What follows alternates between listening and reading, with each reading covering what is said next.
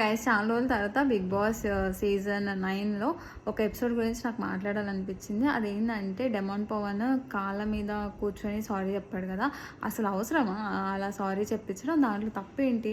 ఎందుకంటే అక్కడ వాళ్ళిద్దరికి ఒక బాండింగ్ ఉంది, ఒక అండర్స్టాండింగ్ ఉంది. అందుకని ఆ అబ్బాయి అలా తోశాడు. అండ్ ఆ అమ్మాయి కూడా అబ్బాయిని అదే విషయంలో చాలాసార్లు ఇసుకిచ్చింది. లేకపోతే వాళ్ళిద్దరికి అదేదో గొడవ జరుగుతుంది కాబట్టి అలా జరిగింది తప్ప మిగతా అమ్మాయిలతో ఎవరితో కూడా తను అలా బిహేవ్ చేయడే. ఇంకా పొద్దు నుంచి సాయంత్రం దాకా అబ్బాయి కిచెన్లో పని చేస్తాడు, తర్వాత వచ్చి టాస్క్లు ఆడతాడు.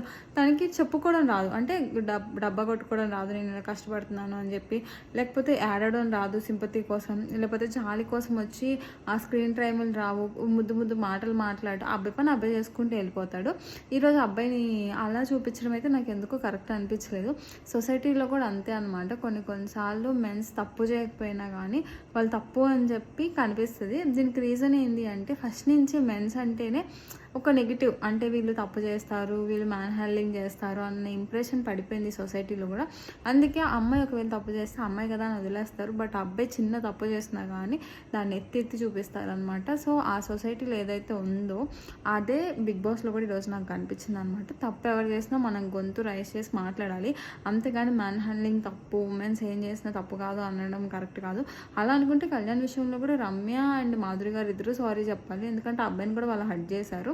సో అది ఆ రోజు జరగలేదు. బట్ ఈరోజు డెమాన్ని కాళ్ళ మీద కూర్చోబెట్టి మాత్రం సారీ చెప్పించారు. ఆఫ్ కోర్స్ ఆ అబ్బాయికి పాజిటివ్ అవుతుంది, బట్ ఇంటర్నల్గా తను ఎంత సఫర్ అయి ఉంటాడు, తను కావాలని చేయని తప్పుకి తను అలా కూర్చోబెట్టి సారీ చెప్పించడం ఎంతవరకు కరెక్ట్ అని మీరు అనుకుంటున్నారో కింద కామెంట్ చేయండి.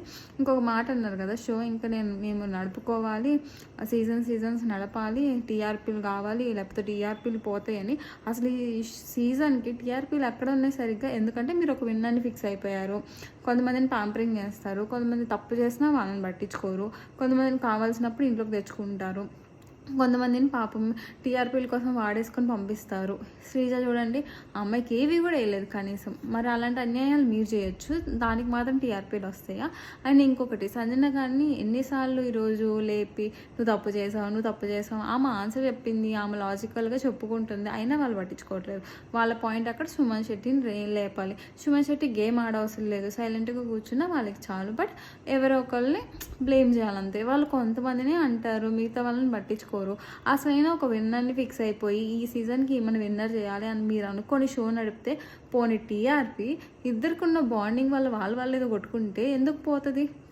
అనవసరంగా ఒక అబ్బాయిని, అంటే ఆ అబ్బాయికి లైక్ ఒక కెరియరు, ఒక నేము, ఒక బ్యాక్గ్రౌండ్, లేకపోతే ఒక లైఫ్ ఉండవా? వాళ్ళ ఫ్యామిలీ వాళ్ళు ఫీల్ అవ్వరా తను చేయని తప్పుకి ఈరోజు ఇలాగా చేస్తున్నారు ఆ అబ్బాయిని అని? అండ్ ఈ టైంలో రీతు కనుక నుంచోకపోయింటే ఆ అబ్బాయికి ఎంత బ్యాడ్ నేమ్, ఇంత పెద్ద నేషనల్ టెలివిజన్స్లో వేసేసి అబ్బాయి తప్పు చేశాడని పోర్ట్రే చేస్తున్నారు. ఒకవేళ ఒక అమ్మాయి అబ్బాయికి స్టాండ్ తీసుకోకపోతే ఎంతలాగా నెగిటివిటీ అయ్యేది చెప్పండి. సో అందుకే అనుకుంటాను ఈ ఏదైతే స్టీరియోటైప్ ఉందో అది మారాలి. అది బాయ్స్కి జనరల్గా అన్యాయం జరుగుతుందని నేను చాలాసార్లు ఫీల్ అయ్యాను. ఈరోజు బిగ్ బాస్లో కూడా కనిపించింది అనమాట. మరి మీ ఒపీనియన్ ఏంటో కింద కామెంట్ చేయండి.